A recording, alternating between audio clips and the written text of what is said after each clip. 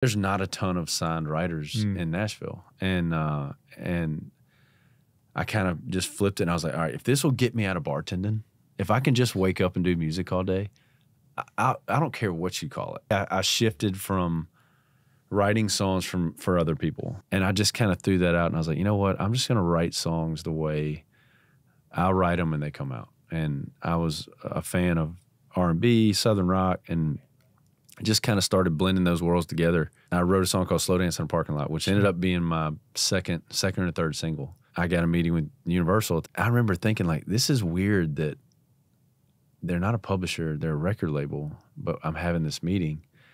And I had somebody in Nashville that was kind of helping navigate that. And he told me, he was like, oh, they're not looking at you as a song. They want to sign you as an artist. This is like a potential record deal. And I'm like, I've never played a show.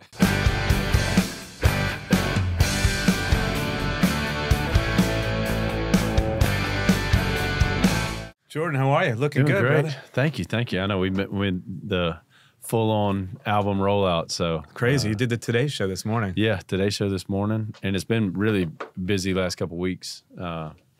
Did like a quick 2 days over to London and amazing. Landed back in New York. And you love podcasts, which is amazing. I do. So I hear. I'm not sure, but I hear. I'm a huge podcast fan. You listen to them when you're running or something, right? Pretty much. It's actually probably shocking how little music. I go on like spurts, but like most of the time, like driving, working out. Yeah. On the bus, like I'm usually listening to podcasts. Because when you're doing music, sometimes you don't want to listen. That's like the last thing you want. Or sometimes some people listen to like metal and they play country, but that would be yeah. Right? Well, I definitely would say, you know, country is not. I would say like I don't know, it's probably 50-50. Yeah. I've always been a fan of like songwriters, so or like trying to find like somebody new. But yeah, it's majority country, but yeah, we'll mix in some new stuff. Well, this is a first for us. You're our first country artist ever on the show. No way. I feel like we dabble a little bit. You know, Yeah. We've had Shooter Jennings on. I think he's country adjacent. Country right? adjacent, yeah. But how do you feel like about, you know, country's so mainstream now? I mean, you have Post Malone doing country. You have Lana Del Rey doing country. Yeah. Do you feel like, all right, it's having its moment. This is what's happening now in culture. I mean, I love it. You know, I think that's the, it's great music. I think that's the thing too. It's like I've always just been, I think I started as a songwriter, like, you know, as a fan of songwriters. So I never thought. And another thing that my dad was, you know, he was the one that got me into music. So it was like never like, oh, we listen to country music. We just listen to great music. Yeah. And so like now having Post come in, you know, yeah, Lana Del Rey, Jelly, like these like different kind of styles that are just great music. Did you always know this is what you wanted to do, or from a young age? No. And I come from a musical family. Like my dad played and wrote. My mom was a great piano player. I guess still is. But and then my uncle was a songwriter and moved to Nashville and had success as a songwriter in the 80s, early 90s. So like I always knew that music, or I knew that people made a living doing music. But I never dreamed that I would be doing this. But working class, right? Your family, you kind of poultry business, I believe, right? My dad and grandpa had an upholstery business. My mom was pretty much a stay-at-home mom. Like was a nurse early on, and then when me and my brother hit high school, she was pretty much just driving us around everywhere. But yeah, like super, you know, middle class family in Shreveport. A lot of our vacations were like Nashville's, like coming up to see my uncle or. You know, hang out and go to the Ryman, go to, you know, all the typical country music spots. Your story is fascinating because I think you only did like 2 gigs before you got a record deal, which is kind of unheard of in a way, right? So talk to me about how that happened, because it's really not normal to do 2 gigs and all of a sudden, you know, I think you're in your 10th consecutive like country music smash now, right? So yeah, we're definitely hit a good run. Yeah. Super blessed to do it, and but. Yeah, so I moved to town to be a writer, and my brother moved to town 2 years before I did, and kind of found success early on, signed a publishing deal really quick, and so when I moved in 2012, I kind of put myself on like his same trajectory. I was like, all right, well, 2 years, I think I'll have a deal, and you know, just be doing music for a living, writing songs, hopefully getting cuts and hearing them on the radio. It did not work that way.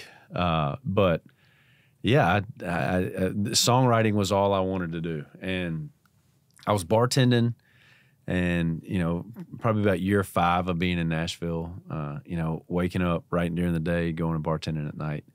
And I'd had the thing of like the artist thing is what everybody in Nashville is like, hey, are you doing the artist thing? Yeah. I had no clue what that meant.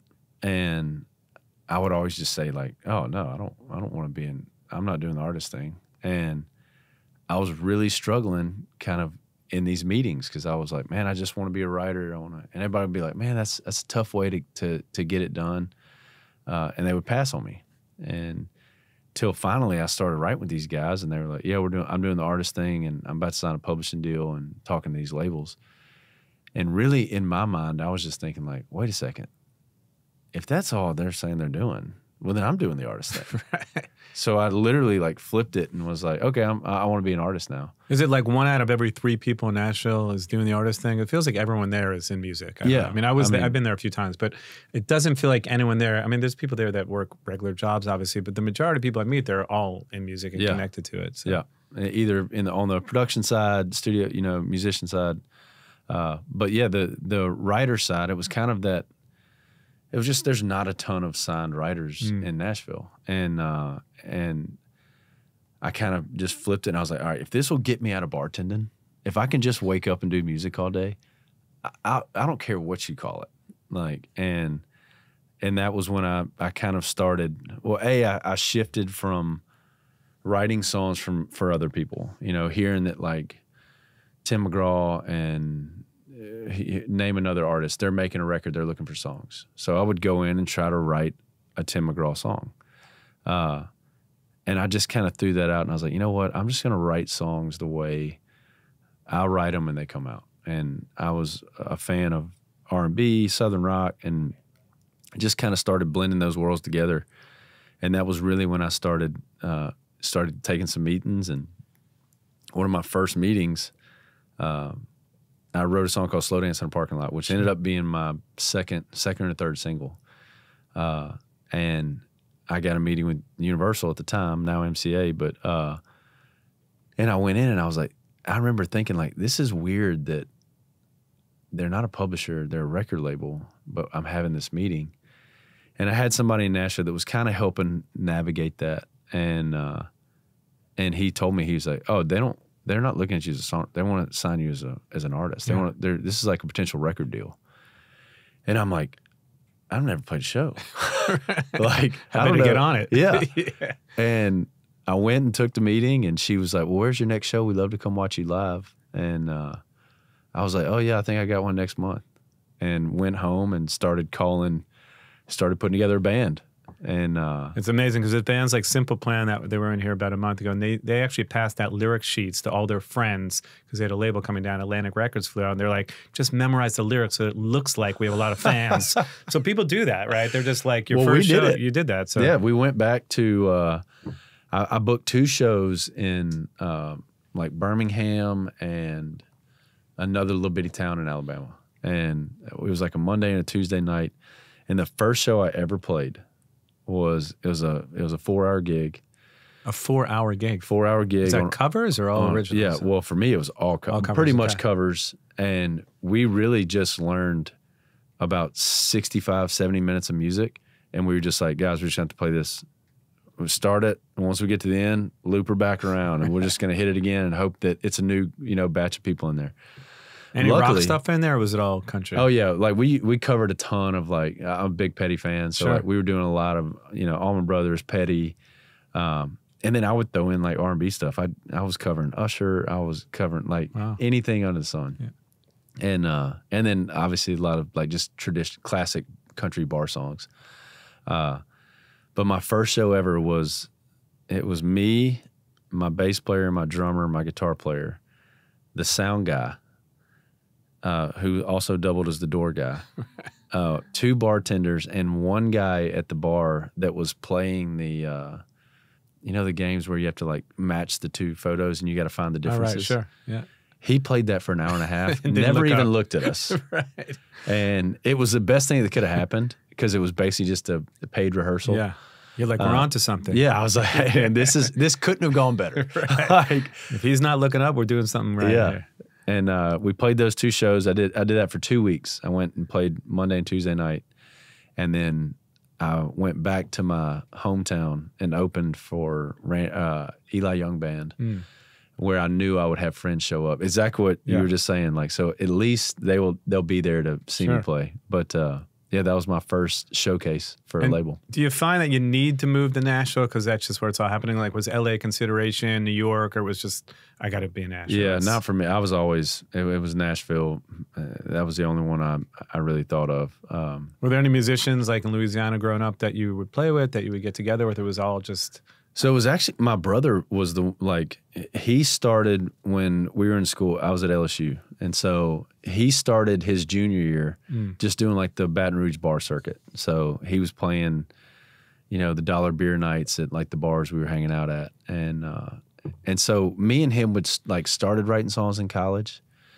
And then he was going to Nashville to get the record deal right off the bat. That's what he wanted. And it's funny now how like it's flipped, and now I'm the touring artist and he stays at home and just writes songs. But yeah, Jacob was my brother was the one that really kind of got me off on music. What were you listening to growing up? What were the first things that you kind of remember really got you into music early on? It was John Prine. My dad was a massive John Prine fan. And his rotation was Jim Croce, John Prine, Chris Christopherson, and Petty. Jason Isbell? Oh, I'm a massive Isbell fan. I like that guy. I mean, in my mind, John Prine's the best writer ever. Sure. And John Prine says that Jason Isbell, he was the best. So, that his last record is unreal. Foxes in the Snow. Golly. Do you remember the first record that you bought? Yeah, it was Smashing Pumpkins. Oh, okay. Who would have thought? Yeah. Was it Gish or was it Siamese Dream or what? No, it was the double record. Was it beginning of the Melancholy and the Infinite Sadness. So did you go through like a rock grunge phase at some point? Yeah. And I think a lot of that was just like, I had a brother that was 2 years older, so I was trying to be cool by listening to whatever they were listening to. So it was like, and obviously it was still record stores, so we would get on our Dyno GTs and drive up there and buy albums that we weren't supposed to buy. I remember that record, that Smashing Pumpkins album, actually got snapped by my mom because she didn't want me to have it. Which now, like going back and listening to it, I'm like, it wasn't because lyrically terrible. It was. I guess so. Yeah. Or like my mom was very much like, hey, if she didn't know it, it was bad. Yeah. And then, Smashing Pumpkins, I'm sure she was probably like, this has to be bad. Although I guess Johnny Cash's lyrics got a little dark at some point, right? Oh, yeah. So some of those like old countries, like the saddest. Yeah. You're talking about dealing with addiction or like, people, I killed the man in, I don't know that song, whatever that song is. I killed a man in Reno just to watch him die. That's not a great Maybe lyric. not a song for kids.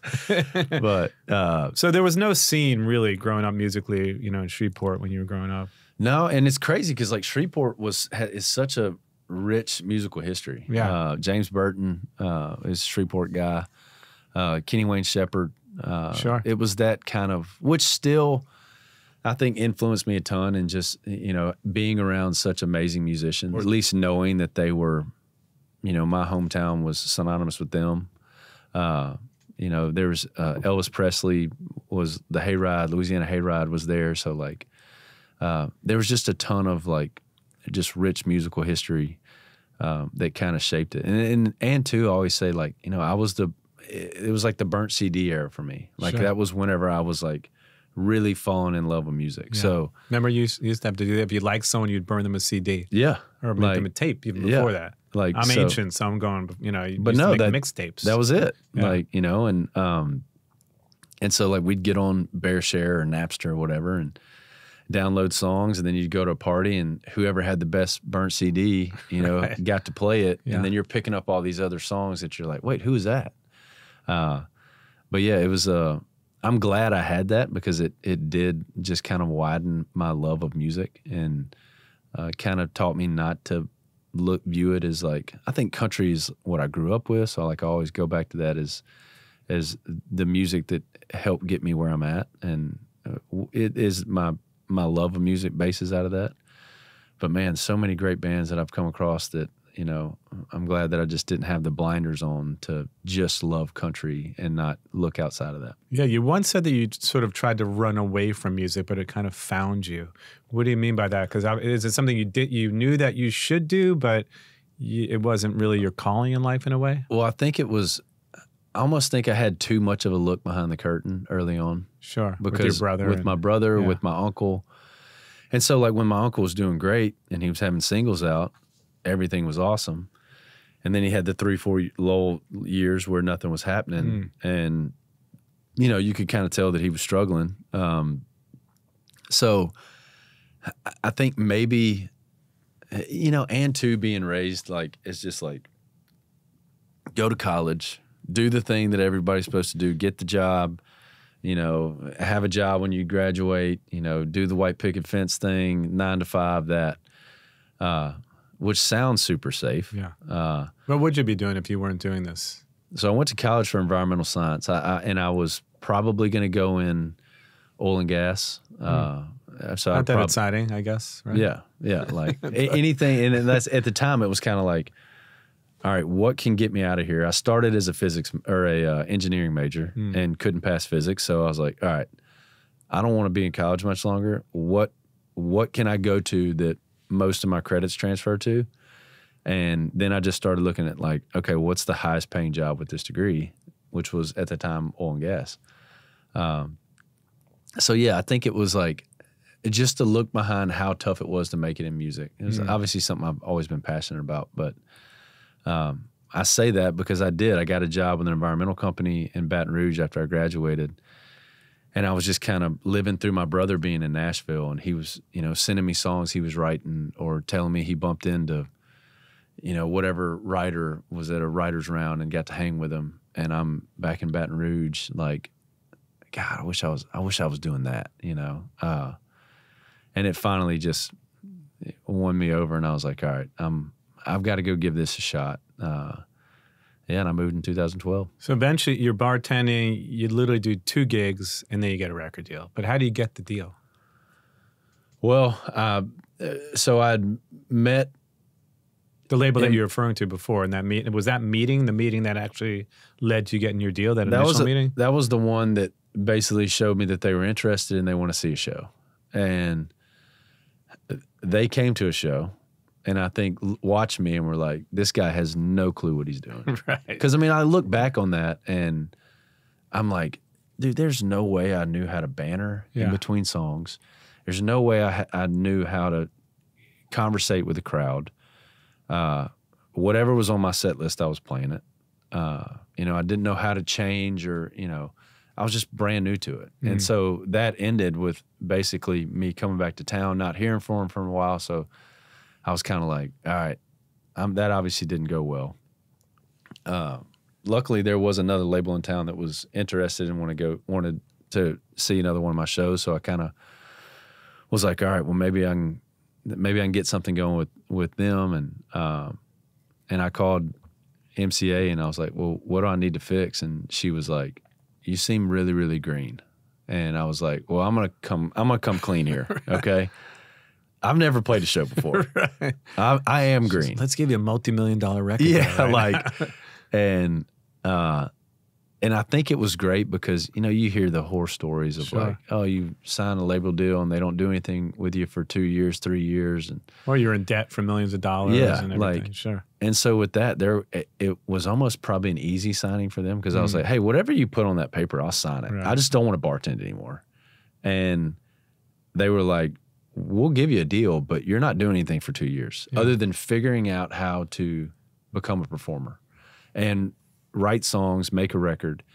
And that was the best thing that could have ever happened to me. Looking back on that initial deal, has it changed since then? I mean, was it a deal that you're happy with? Because obviously when you first sign in, you are green and you're like, I'll sign anything. Yeah. Are you like, now, I wish I didn't sign that. We've got it figured out now. Yeah, okay. Because initially, listen, it's a hard business, right? People definitely tend to take advantage of people. And if you're not careful early on, people sign deals that are terrible. So. Yeah. I mean, there's tons of, you know, and I had a great attorney, and MCA was great to me, friend, and always has been. And like, I'm definitely not a guy that like bashes record labels. I'm very happy with my label, but yeah, like it's a that was just one of those things where I was like, gosh, I was just, because I moved to town late. You know, I was 25, 26. So then, and then, you know, you throw a couple more years on there. And then as musicians, we start looking at the outside world and we're like, oh man, my buddy just bought a house and like,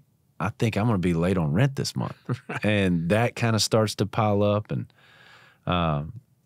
but yeah, I was ready to do music full time. Well, it's been an incredible last like bunch of years for you. I mean, literally Wembley Stadium. I think you're playing Radio City. You did the Today Show this morning. Yeah. I mean, when you look back on this last few years, are you like, how did I go from playing these small bars in Nashville to Wembley? And I think you're playing Red Rocks. Yeah. I got the chance to play there a few years ago, and it was the most amazing venue ever. Oh, dude, I was just can't sort wait. of like, I almost like fainted. It was so spiritual just Yeah. being up there and doing that. It was incredible.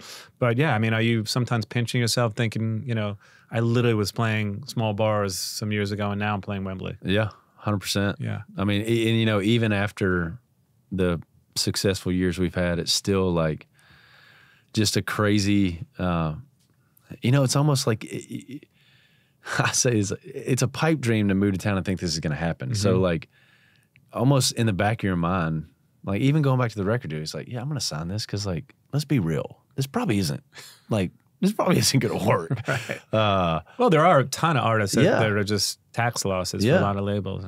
And are incredibly talented. Yeah. But like, yeah, it's wild to kind of look at some of the things. I think the last couple of years I've really tried to enjoy it more.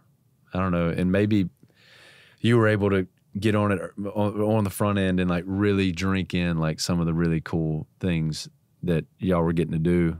I know with me, it was always like the next thing. So it's like you almost check the box off before you even do the box. Yeah. And so you get there and you just kind of go through the motions and you don't like drink in like, oh man, like I just got to open for an artist that I listened to all through college and like, you know, somebody I would like, I never would have thought that would have happened. So here recently I've really been able to kind of Take it in. enjoy it, and realize how special it is to get to do music Definitely. and call it a job. I think I was 43 when I got to play those kind of venues. Like it wasn't in the cards for me. And then I just got a call and something happened, and life has a strange way of working like that. It's almost like manifesting, but this was not something that I thought was ever going to happen. So it definitely like when you get to do it like this, and it's incredible for you, this rise that you've had in the last bunch of years, but it's amazing. Radio City Music Hall, you got to be really pumped up for that. I imagine, man. right? Like that's you know, just from the first time coming to Nashville, and I think the really special thing is I've got 4 kiddos. My oldest daughter, we come up here every year for Christmas, and we always go to the Rockettes. And so, you know, when I told her, I was like, "Hey, we're going to go to New York. You know, Dad's playing a show there, and we're playing Radio City Music Hall," which is stupid to me thinking a 5-year-old's going to be able to. Right. She's But like, then I've been there before. Yeah, and I was like, "Hey, that's where the Rockettes dance at." And she was like, "Whoa, you're playing there?" Like, so I was like, "Awesome, my daughter thinks I'm cool." But that's a special venue. I mean, it's a special town. Like, so like being able to knock that one off the list is gonna be a pretty cool night. Definitely. Talk to me about that moment that you really knew was connecting with people, that your music was connecting with people, your first number one, because that's got to be an incredibly special thing. After you mentioned that you didn't even know if it was going to work and if it was going to happen that way. Yeah. I mean, I think early on it was cool to, you know, back when we were doing like 200, 300 cap bars, I'd released my first single and that was doing well at radio. And then I came back with my first album. And I think I still remember playing a show in Buffalo, and, you know, the first 3 songs were just album cuts. And, the whole bar was singing them with me. Amazing. And that was like that first kind of like, oh man, they're not just here for the single, you know? And then it's just grown, but I think Buy Dirt, whenever we put, which is still the biggest song I've released, but we were coming out of the pandemic and I think we were one of the first shows we played after, you know, being shut down for however long. And we played this big festival in Carolina, and that was the first time we played it live. And we were going back and forth on like taking it out of the set list or keeping it in. And that was like the most connected I've ever been with a crowd. Amazing. And because initially you wrote that song thinking maybe going to send it to Luke Bryan, right? Yeah. You were maybe going to give it away. Yeah, we had just put an EP out. So I was writing with my buddies, and they were like, "Hey man, what are you doing? You know, where are you at right now in the recording process?" And I was like, "I just put this EP out. I don't know what we're going to do next. If we're going to do an album, if we're going to do another EP, but you know, Luke's looking for songs." So we wrote By Dirt and then immediately finished it. And I was like, "Guys, I'm sorry. I can't, I can't send this out to anybody else." And then, you know, got to know Luke and asked him to be a part of it. But yeah, that was initially going to be a pitch for Luke. I love the meanings behind the songs. A song like By Dirt, what was the kind of the inspiration behind it and the thought process behind it? Yeah, that was so the initial start of it was there's a John Prine song, and the lyric is, "When I get to heaven, I'm going to take this wristwatch off my arm, because what are you going to do with time after you've already bought the farm?" Good lyric. It's a great lyric. Yeah. And I wanted to write a song called Bought the Farm. And same sentiment as By Dirt. And we sat and messed with it for 2 hours and just couldn't get an angle on it. And finally my buddy's like, "Man, I don't think that's, maybe the title's not right." And my grandfather had always talked to me and my brother about that, you know, By Dirt, and you know, control what's yours. Doesn't have to be a mansion. It just needs to be yours and something you can control with your family. And that's when the idea of By Dirt got thrown out. And I was like, that's it. That's what we're trying to say. And so that was kind of a little nugget from my grandfather. Lyrically, is that? Lyrically, did country music always resonate with you? Yeah. Yeah. I think that was my first, like, I think the honesty and a lot of that going back to like the guys my dad would listen to.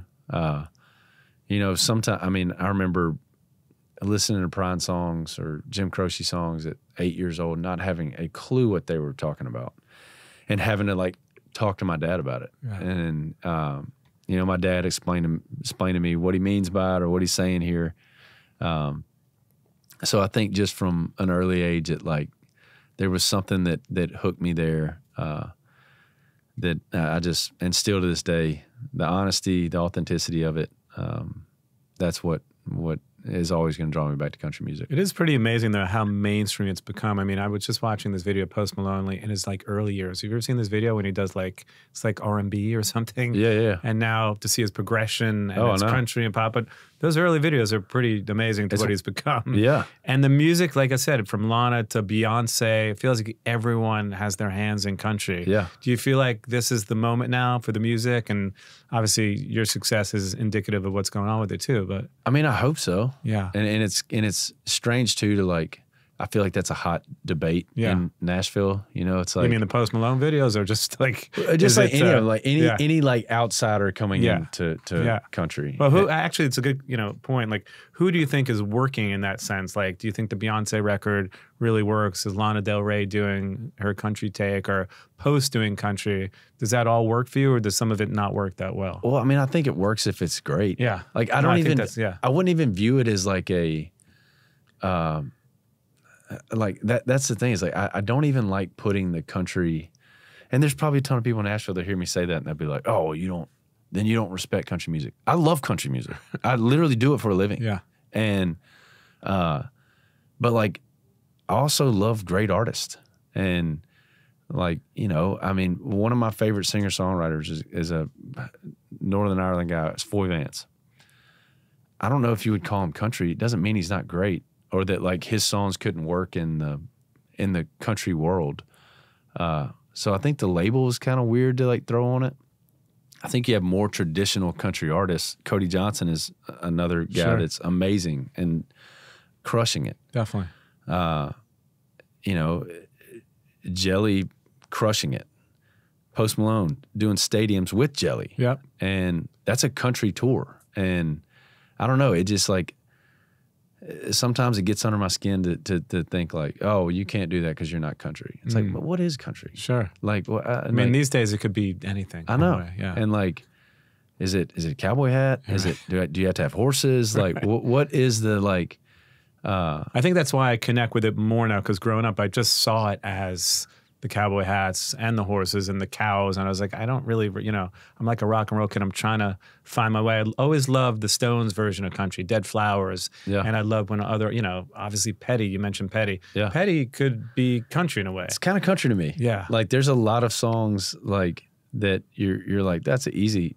If you can grab an acoustic guitar, and which you can a lot with a lot of Petty, like, and just play a Petty song. Yeah. It sounds like a country song. 100%. But yeah, I mean, I think I've said this, I think country music's healthier than it's ever been, because you do have the guys like Cody and John Party and these guys that are like, I mean, those guys are country to the bone in every sense of the word. But I still think there's space in country music for all the other artists that we've talked about. Definitely. Is it strange that you have to utilize things like TikTok now to be an artist, and you have to be like one half content creator and one half artist? Because it's a weird world, right? It's almost like it's not enough just to be a great artist these days. It's like, are you great at social media? Do you have good engagement? It's a different world. And all the things you have to do to promote a record, right? I saw a great video of you like running in an interview, and like there's all these things that you do now. Which was not easy. But you would never do that years ago, right? It's just things that you have to do. But in a way, I think it's cool. You have to be more creative. We had a band on the show not long ago, the All American Rejects, and they're playing all these like backyard parties and frat houses, and it's weird. Almost the DIY thing is coming back. And we were doing a concert series where we're having people play, like huge bands. Sublime played for us last night in front of 200 people, right? It's just people love this underplay now, and they love the way when it feels very authentic. So have you thought about like the way that you market your music now is much different, because you do have to look at it much differently than you would 10 years ago? Yeah. I definitely think the marketing of it has changed. I think the best thing about it is like nothing has changed on the production, the writing, any of that. Like you're still making songs that you love. If anything, I think it's kind of fun to learn a new thing. And I mean, imagine the people you have at your fingertips now. Definitely. I mean, like what TikTok or Instagram or all those social platforms have done for so many artists that I don't know, maybe in the 7 years ago, did they like kind of cut through and still make it? Yeah. And to where now it's like, hey, I wrote a great song and I'm going to put it on TikTok. And I still think that, the good and bad stuff gets weeded out on that. Definitely. I think the process of music discovery is interesting, because I saw a video the other day. Someone was talking about one of your songs that was not released, but everybody was talking about it because I think you played it at a special, like, little intimate performance. And then people are discovering it now through TikTok or Instagram. I don't know what track it was, but. We got another one too that I didn't put on my record, that like looking back on it, I kind of wish I would have. So we just put it out on TikTok. Yeah. And it seems like, the fans like it, and we're going to end up releasing it. Amazing. But it's just a cool discovery tool, and also to a billboard at your fingertips that like, you can reach a lot more people. But yeah, I still think at the end of the day, the product has to be good. 100%. Like, Well, talk to me about the new record. It's exciting. It just dropped. And again, you're doing this massive venues, which is incredibly inspiring. So thank you. Yeah, it's man, this one's been 2 years in the making. And more of a bluesy approach in a way. Marcus King's on the record, right? Yeah, kind of more soulful. And we really wanted to do something where I think my biggest fear is making the same album. Sure. Or having a fan that's been with me from day one be like, oh yeah, it kind of sounds like the first one. Yeah. So, from a studio perspective, we tried to cut down on pre-production and, go in with not so much. I feel like the last two albums, we were a little more laser focused on what we wanted to do going into the studio, and didn't allow for a lot of freedom, to where this one, we kind of went in with the demo we had, or just played it acoustic in the studio and let them go in there and have fun. And we found it there. So we wanted to be a little bit more organic, which I think we were able to do. Now, do you go to the studio with songs that are already written, or are you working on material there? Yeah. We go in fully produced, yeah, ready to go. Either a demo or a work tape. A couple of these were just work tapes. I write a lot with my producer, so that helps a ton. And you know, we can just get a rough guitar vocal, and you know, he's like, "We'll figure it out. You know, it's fine. That gets it across. We'll figure it out." But yeah, we've had some too on this that, you know, were fully produced demos that we went in and basically tried to beat in the studio. If somebody didn't know you as an artist and they were going to listen to one of your songs, especially on this new record, what would which song would you recommend, Jordan? Man, the Louisiana Stick with Marcus is one that I'm really proud of. And I think a lot of that's because I wanted to do something different on this album, and I would pin that one as the song that I feel like we kind of swung for. Not just having Marcus on it, which takes it over the top, but you know, even the writing of that, I even said, I was like, man, guys, I want to write something like sounds like Marcus King recorded in New Orleans. Were you listening to a lot of blues at the time? Yeah. What were you listening to at the time? I was actually listening to a lot of Marcus. He's a great artist, man, and he has a song called "Goodbye Carolina" that I flew from. I did a show, and I was doing a writing retreat in Florida. I probably listened to that song 10 times on the way down there, and I got to work with this guy. Yeah, I was like, man, or at least kind of capture a little bit of what he does. Because I mean, growing up in Louisiana, that was like, you know, I had that influence. There's a band called the Revivalists that I was crazy about in college, and so like I wanted to kind of show that was that kind of music has helped influence who I am as an artist. So I would definitely lead him towards Louisiana Stick. Awesome. Well, we do these really fun top 5 things at the end of the show. Okay. And we're going to get into, I mean, you just mentioned that you love podcasts. I know that you're a fan of other shows too. So do you have like a top 5 podcasts that you listen to when you're on the road? You don't have to mention this one because, you know. Yeah. But stay humble. Stay humble. Yeah. If there are 5 that just sort of really connect with you. I guess starting with number 5, we'll go backwards. Yeah. God, this is so crazy. I'm a weird true crime fan. Okay. So not crazy because they're probably the most popular genre. They are pretty. Yeah. There's a podcast called Sword and Scale.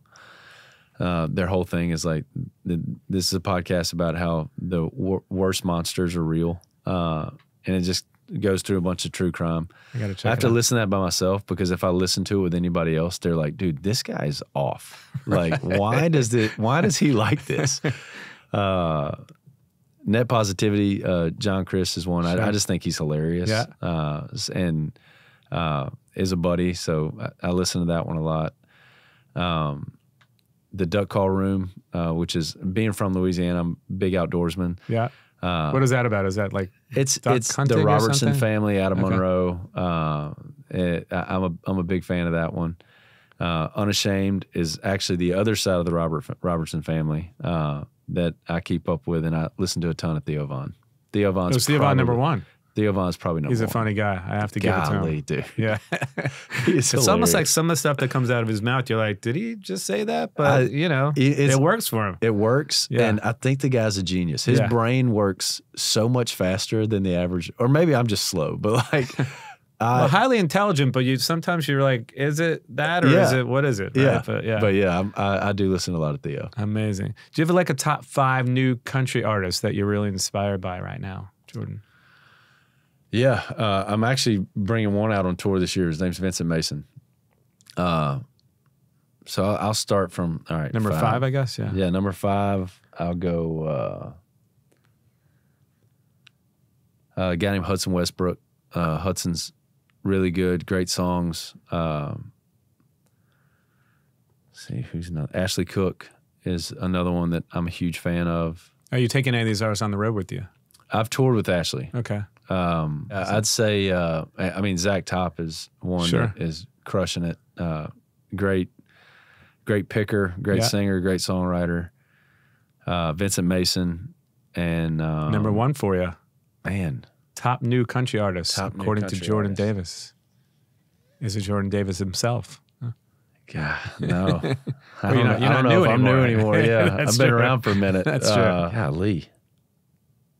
I mean, it could be like Marcus King, but I don't know if he's really country in a sense, right?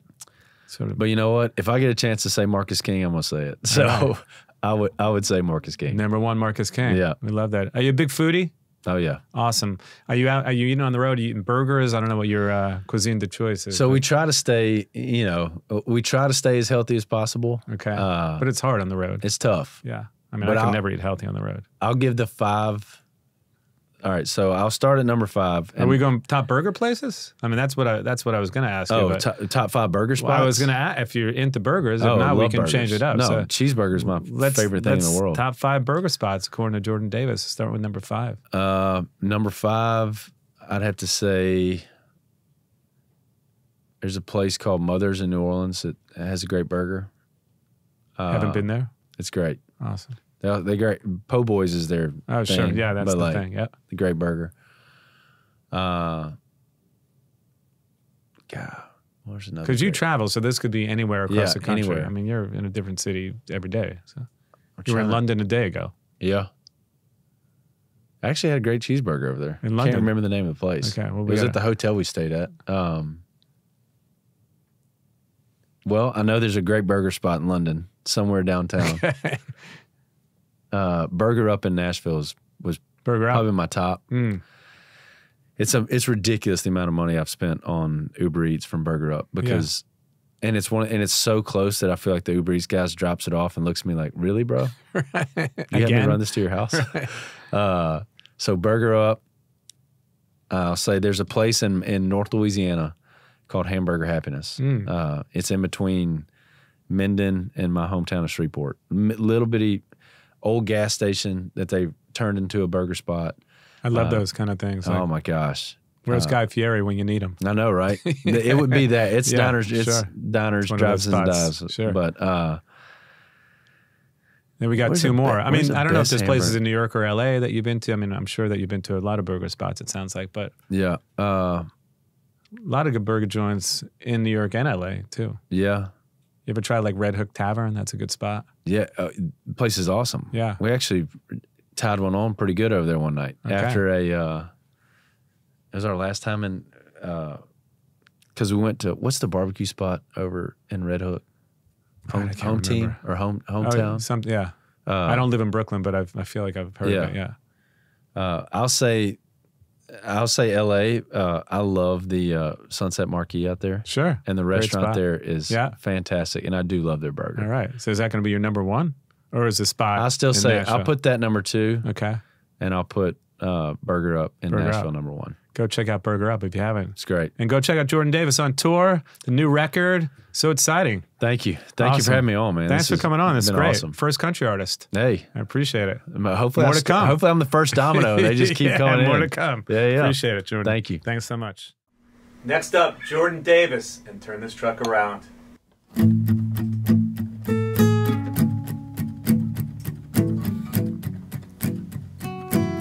This time I said it in a minute. These boots ain't tapping those brakes. I'll stop for gas and that's the only thing that'll get me off this interstate. I'll run it clear to California if that's what I gotta do. Get me straight to getting over what I'm over running to. Girl, just as long as you don't make me turn this truck around, don't make me make this Chevy burn back to your house, 'cause I know where's where it gets me. I'm keeping this pedal foot heavy, and I'm finally getting somewhere now. Girl, long as your memory don't make me turn this truck around.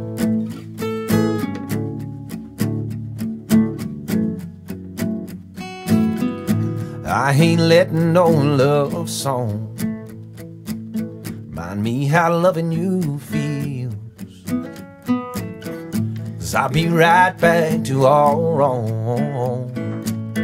It gets me spinning these wheels, and I will. Don't make me turn this truck around, don't make me make this Chevy burn back keeping this pedal foot heavy, and I'm finally getting somewhere now. Girl, long is your memory. Don't make me turn this truck around. Turn this truck around. Don't say no, hey, we need to talk. Don't say I'm kinda missing you. Don't want no memory lane walk. Just stay right there in my review. And if you get to thinking about me, don't even think about it, baby. Don't make me turn this truck around. Turn this truck around. Don't make me turn this truck around. Don't make me make this Chevy burn back to your house, 'cause I know where's where it gets me. I'm keeping this pedal foot heavy, and I'm finally getting somewhere now. Girl, long is your memory. Don't make me turn this truck around. Turn this truck around.